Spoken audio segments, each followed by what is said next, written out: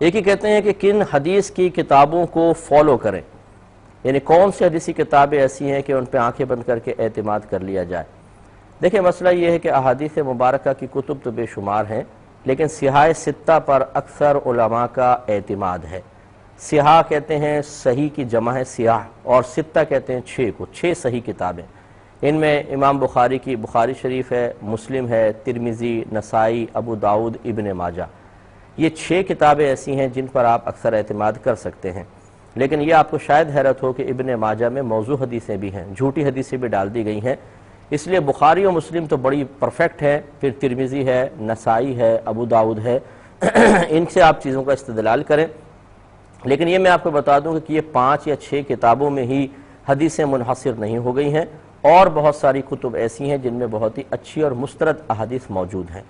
اصل میں کتاب سے بعض اوقات ہم مصنف چونکہ متقی ہوتا ہے، پرہیزگار ہوتا ہے، اس سے ہم حدیث کی صحت کا اندازہ کر لیتے ہیں، لیکن ایسا نہیں ہے کہ ان کے علاوہ جو کہیں حدیث آپ کو ملے گی وہ ضرور ضعیف ہوگی یا موضوع ہوگی یا غلط ہوگی۔ تو بہتر یہ ہے کہ آپ اولاً اگر حدیثوں کا مطالعہ کرنا چاہیں تو صحیح بخاری اور صحیح مسلم کا مطالعہ کر لیں،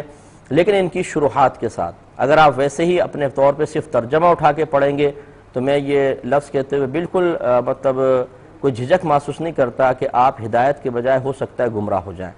وجہ اس کی یہ ہے کہ حدیثوں کا صرف ترجمہ پڑھنے سے مقصود مصطفیٰ صلی اللہ علیہ وسلم کبھی بھی حاصل نہیں ہو سکتا، یعنی اس پہ اطلاع نہیں مل سکتی ہے۔ سرکار نے کس مقصد کے لیے بات بیان فرمائی، اس کا سیاق و سباق کیا تھا، سب حدیثوں میں بعض اوقات مذکور نہیں ہوتا ہے۔ ڈائریکٹ حدیث پڑھنے میں نقصان ہوتا ہے کہ انسان غلطی کر بیٹھتا ہے سمجھنے میں، اور کوئی اعتراض دل میں پیدا ہو جاتا ہے تو ایمان بھی خطرے میں پڑ سکتا ہے۔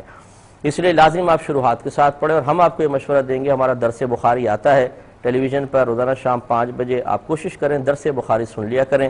یہ آپ سینکڑوں کتابیں پڑھیں گے، اس کا نچوڑ الحمدللہ ہم 20 منٹ کے اندر آپ کی خدمت میں ذکر کرتے ہیں۔ تو ایسا نہیں ہے کہ میں بیان کر رہا ہوں اس لیے، بلکہ میری حتی الامکان اس لیے کہ کوشش ہی ہوتی ہے ہماری الحمدللہ کہ آپ 20 منٹ اگر بیٹھیں تو بہت کچھ سیکھ کر اٹھیں۔ تو ایک ایک حدیث پر ہم مختلف پہلوؤں سے کلام کرتے ہیں تو بہت کچھ سیکھنے کو ملتا ہے۔ اسی طرح ایک کویسچن اس کے ساتھ ہی کہا تھا کہ کیا کوئی ایسے صحابی ہیں جن کی جو بھی حدیث کو قبول کر لیے جائے، جیسے حضرت ابو ہریرہ رضی اللہ تعالی عنہ ہیں؟ دیکھیں یہ بھی صحیح بات نہیں ہے۔ مسئلہ یہ ہوتا ہے کہ نبی کریم صلی اللہ علیہ وسلم سے حضرت ابو ہریرہ رضی اللہ تعالیٰ عنہ نے سنا، ان سے کسی اور نے، ان سے کسی اور نے، ان سے کسی اور نے، ان سے کسی اور نے، حتیٰ کہ وہ حدیث امام بخاری، امام مسلم، ترمذی، نسائی تک پہنچ گئی۔ اب یہ ہو سکتا ہے کہ ان کتب کے علاوہ جو معتمدہ کتب ہیں، قابل اعتماد کتب ہیں، کسی اور حدیثی کتاب میں جو ضعیف ہے، کمزور ہے، اس میں غلط حدیثیں ہیں، اس میں کوئی حدیث حضرت ابو ہریرہ رضی اللہ تعالیٰ عنہ سے مروی آپ کو نظر آئے۔ لیکن ایسا تو نہیں ہوا نا کہ حضرت ابو ہریرہ نے اس کتاب میں اس کو لکھا، آپ نے جو آگے بیان کیا تو بیچ میں بعض اوقات کوئی ایسا راوی آ جاتا ہے جو کمزور قسم کا ہوتا ہے، تو پھر یہ بات ہم شک میں پڑ جاتے ہیں، یہ بات مشکوک ہو جاتی ہے کہ واقعی حضرت ابو ہریرہ رضی اللہ تعالیٰ عنہ نے اس کو سنا بھی تھا کہ نہیں سنا تھا۔ ہو سکتا ہے درمیان میں کسی نے جھوٹ منسوب کر دیا ہو آپ کی طرف، اس لیے وہ حدیث پھر ناقابل اعتماد بھی ہو سکتی ہے۔ لہٰذا یہ بھی کوئی ضابطہ نہ بنائیں کہ کسی مخصوص صحابی کا نام کہیں پر بھی نظر آیا وہ حدیث ضرور صحیح ہوگی، اس میں بھی سقم ہو سکتا ہے۔ بہتر یہی ہے کہ آپ حدیث کی بخاری مسلم کو مطالعہ کر لیں، زیادہ بہتر ہے۔ اور اس سے اور زیادہ مزید بہتر یہ بھی ہوگا کہ آپ کسی اچھے مستند مفتی صاحب عالم دین سے رجوع رکھیں،